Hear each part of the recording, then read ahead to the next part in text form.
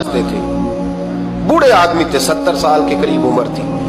उनका एक बेटा था, एक बहू थी, एक पोता था, लेकिन वो बेचारे बेटा बीमार रहता था तो लिहाजा वो खुद मजदूरी करते। कहते हैं एक दिन वो बाबा जी मेरे पास आए, कहने लगे मेम साहब 2-4 दिन की छुट्टी चाहिए। तो मैंने कहा खैरियत है? कहने लगे मैडम मेरा बेटा फौत हो गया। बेटा, आपको पता है बाप का जनाजा पढ़ना आसान है, बेटे का जनाजा उठाना बड़ा मुश्किल काम। कहती है मैं कुछ लिख रही थी, मेरे हाथ से कलम गिर गया। मैंने खुद गाड़ी भेजी, बाबा जी गांव चले गए जहां वो रहते थे। कहती 2-3 दिन के बाद मैं और मेरा शौहर गए तो रास्ते में हम बातें कर रहे थे कि क्या ताज़ियत करेंगे। एक ही बेटा था, कोई रिश्तेदार भी नहीं, तो उसकी तो कायनात उजड़ गई। किन लफ्जों से उसे ताज़ियत क्या कहेंगे। कहते जब हम गए तो वो टूटी हुई चटाई पे बैठा था, कुछ लोग करीब थे। हमने जाके कहा बाबा आप मुसलमान हैं, हम आपको क्या नसीहत करें, एक ही बेटा था, कि किस तरह करके हम आपको तसल्ली दें। तो कहते उसने आंखें खोली, बूढ़ी आंखों में ईमान की रोशनी। कहने लगा बीबी क्या ताज़ियत की बात करती हो, मैंने को पैसे जमा करा के बेटा लिया था, खुदा ने फजल से दिया था, अदल से ले गया है। मैं अपने रब के फैसले में बड़ा राजी हूं। अल्लाह अकबर। वो खातून कहती है कि वो बाबा जी से मैंने कहा कि चलो आप 1 महीने की छुट्टी कर ले। तो कहने लगा नहीं मैडम मैं मुसलमान हूँ, मुफ्त की रोटी नहीं खाता, मजदूरी करके खाता हूँ, मैं इंशाल्लाह 2-3 दिन के बाद काम पे आ जाऊंगा।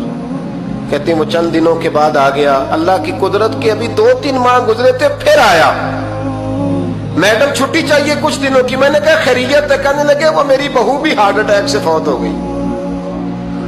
कहते अब मैं भी तड़प गई हूं और ईसाई हो कि मेरी आंखों में आंसू आ गए। मैंने कहा घर का दरवाजा बंद हो गया, अब ये बेचारा क्या करेगा। वो अपने शौहर के गम में हार्ट अटैक से फौत हो गई।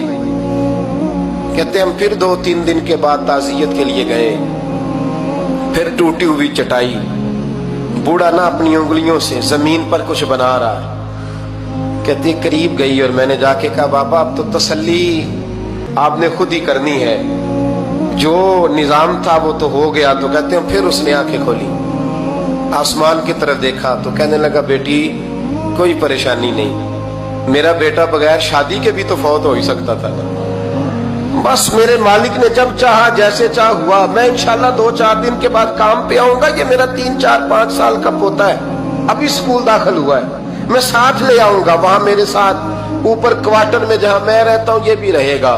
कभी कभी मैं देखती छत पे खड़े होके कि दादा घोड़ा बना हुआ है और पोता सवारी कर रहा है। वो सवेरे उठता, उसको स्कूल छोड़ के आता, शाम को लेके आता, प्यार करता, मोहब्बत करता।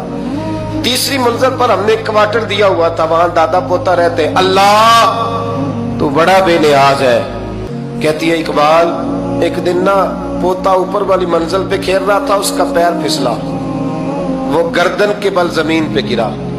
मुझे खबर हुई तो मैं दौड़ी, एम्बुलेंस मंगाई। खून से लिथड़े हुए उस बच्चे को दादे ने अपनी गोद में रखा। और जब हम अस्पताल की तरफ गए तो हॉस्पिटल बाद में आया, जनाबे इजराइल पहले आ गए और कहते वो गोद में दम तोड़ गया। फिर दादे ने उसे अपने हाथों से गुस्ल दिया, फिर उसने अपने बूढ़े हाथों से कब्र खोदी और फिर मिट्टी डाल के कहने लगा इन्ना लिल्लाहि व इन्ना इलैहि राजिऊन। जे सोना ही मेरे दुख विच राजी, जे सोना ही मेरे दुख विच राजी। फिर सुख नु चुल्ले डावा। कहती वो मिट्टी डाली उसने और जब वो वापस पलटा तो मैं बाजू से थाम के होटल करीब लाई और मैंने उसके करीब कहा कि बाबा तू टूट गया है, तू बिखर गया है। तो कहते यूं उसने हाथ रखे और यूं आंसू छटक दिए। कहने लगा मैडम क्यों क्यों, मेरे अंदर कोई अकीदा नहीं, मैं कोई लवारस हूं, मेरा कोई रब नहीं, मैं क्यों परेशान रहूंगा, मैं तो पका हुआ फल हूं। थोड़े दिन गुजरेंगे कब्र में जाऊंगा और जब जन्नत में जाऊंगा तो अल्लाह मेरी बेटे से भी मुलाकात कराएगा, मेरे पोते से भी मुलाकात कराएगा, मेरा रब सारी मुलाकातें करा देगा। मैं अपने अल्लाह की रजा में बड़ा राजी हूं। वो खातून कहती है मेरा और मेरे शौहर का कलेजा फटने लगा।